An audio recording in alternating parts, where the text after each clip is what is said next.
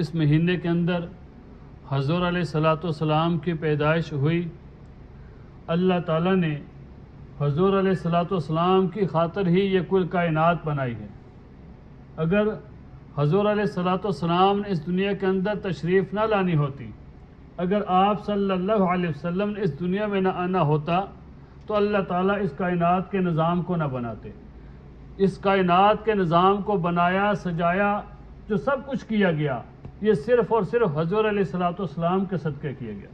تو ہمیں اس بات پر بھی اللہ تعالیٰ کا شکر ادا کرنا چاہیے کہ ہمیں حضور علیہ الصلوۃ والسلام کی امت ملی ہے، حضور علیہ الصلوۃ والسلام کے امتی ہونے کا شرف حاصل ہے۔ ہمیں اس بات پر اللہ تعالیٰ کا شکر ادا کرنا چاہیے۔ ہمارے پاس تو وہ پیارے پیغمبر ہیں، اللہ تعالیٰ نے ہمیں وہ نبی عطا کیے ہیں کہ جن کے صدقے اللہ نے کل کائنات بنائی ہے۔ ایسے پیغمبر کہ جن کے لیے پہلے انبیاء دعائیں کرتے رہے کہ یا اللہ ہمیں وہ نبی عطا کر، یا اللہ ہمیں وہ نبی عطا کر، ان کے لیے دعائیں کرتے رہے، لیکن اللہ تعالیٰ نے ہمیں بن مانگے حضور علیہ الصلوۃ والسلام کی امت میں پیدا فرمایا۔ اس بات پر ہمیں اللہ تعالیٰ کا شکر ادا کرنا چاہیے، اور ہمیں اپنے اخلاق حضور علیہ الصلوۃ والسلام کی طرح بنانے چاہیے، جس طرح ہمیں حضور علیہ الصلوۃ والسلام نے اپنے اخلاق اپنائے ہیں اور ہمیں حکم دیا ہے اس کے اوپر چلنا چاہیے۔ آج کل ہم بات تو یہ کرتے ہیں کہ غلامی رسول میں موت بھی قبول ہے، لیکن ہم غلامی رسول میں ایک بھی حکم ماننے کے لیے تیار نہیں ہوتے، رسول اللہ صلی اللہ علیہ وسلم کا حکم نہیں مانتے۔ اگر ہم اپنی زندگی کو حضور علیہ الصلوۃ والسلام کے حکم پر ڈال دیں تو یاد رکھیں کہ پوری انسانیت کامیاب ہو جائے، لیکن ہم حکم کی خلاف ورزی کرتے ہیں، رسول اللہ صلی اللہ علیہ وسلم کی سنت سے روگردانی کرتے ہیں۔ اگر ہم اپنی زندگی کو سنت کے اوپر چلائیں تو ہمیں اتنے فائدے ہوں گے کہ ہم سوچ بھی نہیں سکتے۔ صرف ایک سنت کے اوپر عمل کرے تو کتنے فائدے ہوتے ہیں۔ دیکھیں، ایک بندہ جو فجر کی 2 رکعت سنت گھر میں پڑھ کے پھر مسجد میں آتا ہے، اس کے کتنے فائدے ہیں۔ یہ ایک سنت عمل ہے کہ حضور علیہ الصلوۃ والسلام سنت گھر میں پڑھتے، پھر فرض نماز مسجد میں پڑھتے۔ یاد رکھیں کہ فرض نماز مسجد کی افضل ہے، فرض نماز مسجد کی افضل ہے، سنت اور نفل نماز گھر کی افضل ہے، سنت اور نفل نماز گھر کی افضل ہے۔ اور حضور علیہ الصلوۃ والسلام نے حدیث کے اندر ارشاد فرمایا، جس کا مفہوم یہ ہے کہ جو بندہ 2 رکعت سنت فجر کی گھر میں ادا کر کے پھر مسجد میں جا کے نماز پڑھتا ہے، اللہ تعالیٰ اس کو 3 فائدے عطا کرتے ہیں۔ کتنے فائدے؟ 3 فائدے۔ فرمایا کہ سب سے پہلا فائدہ یہ ہے کہ اللہ تعالیٰ انسان کے رزق میں وسعت عطا کرتے ہیں، انسان کے رزق میں وسعت عطا کرتے ہیں۔ آج رزق کی خاطر ایک بندہ صبح اٹھ کے شام تک محنت کرتا رہتا ہے، کہ یہاں سے وہاں، وہاں سے کہاں تک انسان گھومتا رہتا ہے صرف رزق کی خاطر۔ اور ہم دعائیں بھی کرتے ہیں کہ اللہ ہمارے رزق میں اضافہ فرما، یا اللہ ہمارے رزق میں برکت عطا کر، یا اللہ ہماری روزی کے اندر برکت دے۔ ہم اللہ تعالیٰ سے دعائیں بھی مانگتے ہیں اور سارا دن ہم محنت بھی کرتے رہتے ہیں رزق میں برکت کی خاطر۔ اور حضور علیہ الصلوۃ والسلام نے ارشاد فرمایا کہ جو بندہ فجر کی 2 رکعت سنت گھر میں ادا کر کے پھر مسجد میں جا کے نماز پڑھتا ہے، اللہ تعالیٰ اس کے رزق میں وسعت عطا کرتے ہیں۔ کتنا بڑا فائدہ ہے۔ دوسرا بڑا فائدہ، رسول اللہ صلی اللہ علیہ وسلم نے ارشاد فرمایا کہ جس بندے نے فجر کی 2 رکعت سنت گھر میں ادا کی پھر مسجد میں جا کے نماز پڑھتا ہے، اللہ تعالیٰ اس کے گھر کے اندر لڑائی جھگڑے کو ختم کر دیتے ہیں۔ دیکھیں، گھر کے اندر اگر لڑائی جھگڑا ہو تو بندہ کتنا بے سکون ہوتا ہے، اور سکون کی خاطر انسان کتنی ٹیبلٹ لیتے ہیں، گولیاں لیتے ہیں کہ ہمیں کسی طرح سکون مل جائے، ہمیں کسی طرح سکون مل جائے، ہمیں ہمارے دماغ کو تھوڑا آرام مل جائے۔ آرام کی خاطر، سکون کی خاطر آدمی کیا کچھ نہیں کرتا، اور گھر کے لڑائی جھگڑے ختم ہو جاتے ہیں۔ گھر میں اگر لڑائی جھگڑا ہو تو بے سکونی رہتی ہے، آدمی کتنا بے سکون رہتا ہے، لیکن اگر گھر کے اندر سکون ہو، کوئی لڑائی جھگڑا نہ ہو، فساد نہ ہو، تو کتنا آدمی آرام کے اندر ہوتا ہے۔ تو ہمیں کس چیز سے فائدہ ہو رہا ہے؟ رسول اللہ صلی اللہ علیہ وسلم نے ارشاد فرمایا کہ جو بندہ فجر کی 2 رکعت سنت گھر میں ادا کرتا ہے پھر جا کے مسجد میں نماز ادا کرتا ہے، دوسرا فائدہ اس کو یہ ہوتا ہے کہ اللہ تعالیٰ اس کے گھر کے اندر لڑائی جھگڑے کو ختم کر دیتے۔ کتنا بڑا فائدہ۔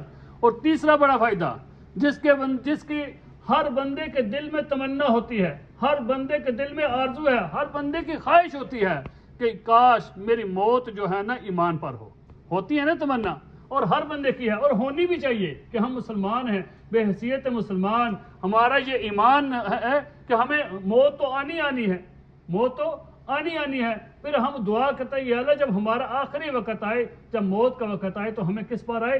ایمان پر۔ اس کے لیے ہم اللہ تعالیٰ سے دعا بھی مانگتے ہیں۔ رسول اللہ صلی اللہ علیہ وسلم نے ارشاد فرمایا کہ جو بندہ فجر کی 2 رکعت سنت گر بھی ادا کرتا ہے، اللہ تعالیٰ جب اس کا موت کا وقت آتا ہے تو اس کو موت ایمان پر عطا کرتے ہیں۔ کتنا بڑا فائدہ ہے۔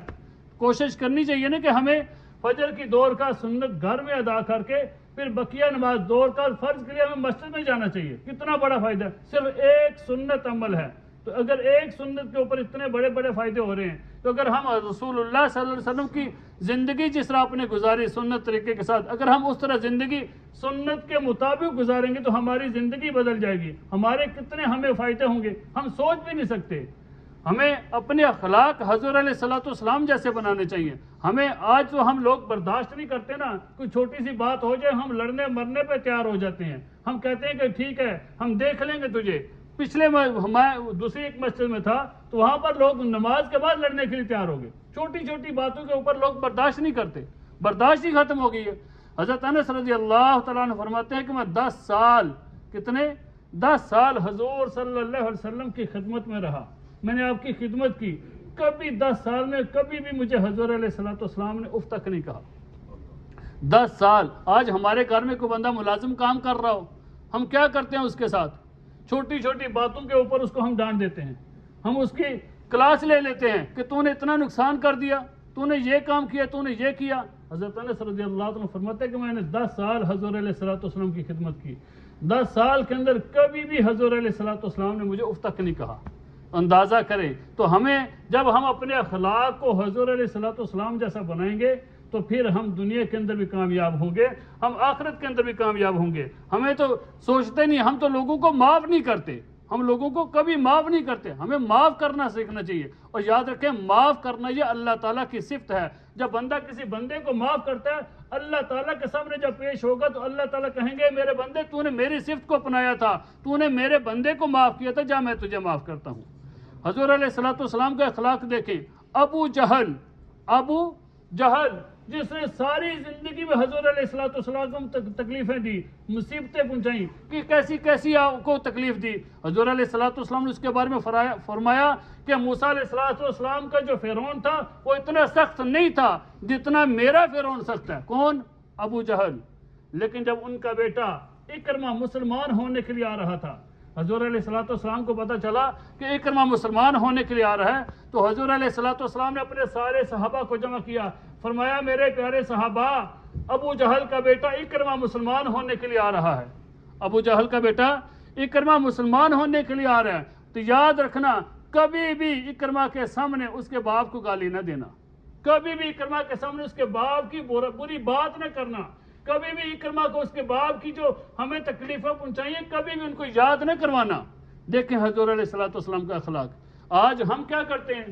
ساری زندگی ایک بندہ ہمارے ساتھ نیکیاں کرتا رہے، اچھے کام کرتا رہے، ہماری خدمت کرتا رہے، 20 سال کے بعد اگر ایک دفعہ ہمارے ساتھ کچھ ایسی غلطی کر دے، کوئی ہمارے ساتھ برا کر دے، ہم کہتے ہیں ہم ساری زندگی تجھے بھولیں گے نہیں، ہم ساری زندگی یاد رکھیں گے، اور ہم معاف بھی نہیں کرتے۔ اس شخص نے، ابو جہل نے، ساری زندگی میں حضور علیہ الصلوۃ والسلام کو طرح طرح کی تکلیفیں دی، لیکن حضور علیہ الصلوۃ والسلام کا اخلاق دیکھیں کہ آپ نے فرمایا میرے صحابہ کہ اکرمہ کے سامنے اس کے باپ کی برائی نہ کرنا، اس کے باپ کی برائی نہ بیان کرنا کہ اکرمہ کو تکلیف نہ ہو۔ یہ ہے حضور علیہ الصلوۃ والسلام کا اخلاق۔